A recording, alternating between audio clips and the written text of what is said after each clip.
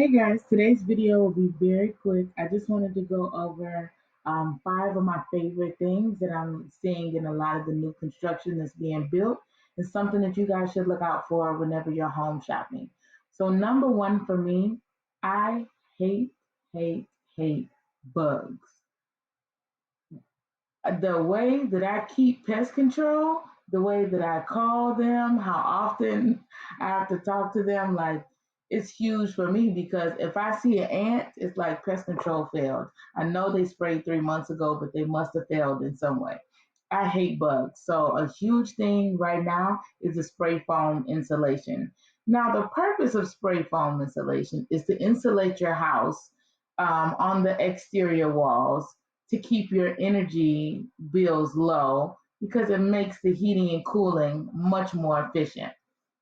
But I like it because it also acts as a really, really, really strong barrier for insects coming into your home. Now, a lot of the newer homes have this system where they can spray from outside of your home and it will treat the inside through the walls, but you have to use like their service if it's that service provider. But for me, and maybe I'm wrong, maybe I don't understand, if you're able to spray from outside and treat my home inside, did you not just create a pathway for bugs to come in from outside to inside my home? It feels a little bit like a trap, feels a little scammy. I don't love it, but I also don't know that that's a fact for sure. But I do know that spray foam insulation keeps the bugs out, like a really great barrier. Even in if your home doesn't have, spray foam insulation, a lot of times any pest control, I've dealt with a lot, they will tell you that if you use any of that spray foam that you can get from like Home Depot, and seal certain areas of your home where you feel like bugs are getting in, you will never see bugs getting in from that area again. And that's one thing I really love about the spray foam insulation. I also appreciate its ability to be energy efficient, but I really like it for the pest control aspect of it.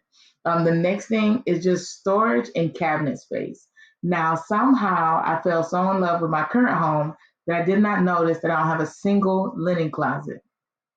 I don't. I have no idea how. I don't have a linen closet in this house at all. I don't know how I passed that up, but storage is so huge, and cabinets or shelf space or anything, anywhere where you can put things out because we rotate things seasonally, and especially in Texas, the way the weather changes, like right now, the fact that it's been 70 to 80 degrees this week when 2 weeks ago we were in the 30s. Like it's unreal. And so the way that you have to swap out from jackets to shorts is so back and forth that you don't want to be going in and out of the garage. You want to have enough storage that you could keep a storage bucket under the stairs, that you could keep a storage bucket of stuff, just enough stuff to keep you from having to go in and out of the garage. You want to be able to keep it somewhere close where you don't have to store things in your garage. You can actually use your garage to park your car and not for storage. Um, the third thing, so, and I've been seeing this in a lot of the new builders. I know Highland Homes is doing it. I know David Weekly, I think they're doing it. But man, these tall doors, all Mattamy Homes is doing it. It's the 8 foot door inside the home in every room. It's doing something about a grand entrance. I love a grand entrance. And it's from the front door to the bedrooms to the office, the loft space, like all of the cutouts for the doorways are just huge. And it just feels so grand and so nice and really, really opens up the space. Look for that whenever you're looking for the new homes and see if it makes a difference for you. I would have never even considered doors as something that I would even care about for buying a home, but it's adding to the space something that's got is stuck on my mind, and I've been seeing it a whole lot. So one for me that's not necessarily the home, but like I'm a single mom, so for me, I like for there to be community features.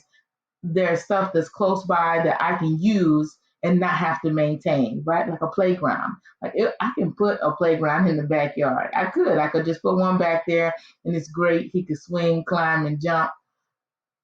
I do not want to maintain, build, be responsible for, cover up in the rain, treat the wood, protect the plastic during the hot summer days. I don't want to do any of that stuff. I don't want to do any of it. I want to walk down the street and go to a park that I pay $35 a month for my HOA for maintenance. And a pool, I would love to have my own pool. But the way I work, I wouldn't have time to maintain it if I did have $50,000 to spend on a nice pool. Okay? So I like the community features of having the pool, having the splash pad, having the big open grassy areas. My son is super playful, constantly football, soccer, baseball, whatever there is with the ball in it, he wants to play it. And I don't have to risk knocking out a neighbor's window from him kicking a ball over the fence. I can just go to one of the huge areas that's like an acre or close to an acre of just open grassy field, and people use it for soccer and everything out there. I just like that it's in the community already built in. Some of the other things that are really nice to have is when you're close to like a little shopping strip in your neighborhood. Like all this stuff is coming, guys. A lot of these new neighborhoods that are being built, some of them even already have restaurants within the neighborhood. All of this stuff just makes being a mom a little bit easier to have these things close by. Whether you're a single mom or not, it's nice to have a playground that you don't have to maintain. It's nice to have a pool that you don't have to maintain.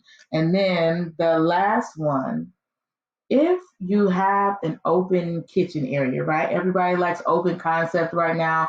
Nobody wants to divide up the kitchen from the living space, even though when I'm cooking, I don't enjoy watching people watch TV because I feel like I'm laboring and I'm watching people not labor. But I like the way it looks. But if you have that open concept kitchen, to me, if you're going to build a home, it can't have a rinky dink sink. It's such a huge focal point for the kitchen. Now, a lot of people like the overhead, the exhaust over the stove, and to me, I like the microwave there just because it is functional and it still does the same thing. But I get the look of it all. I really do.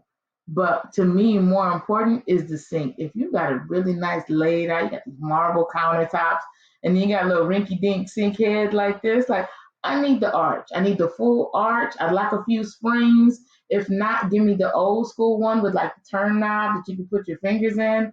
Like it needs to have some character. Okay. I just feel like that's really, really important.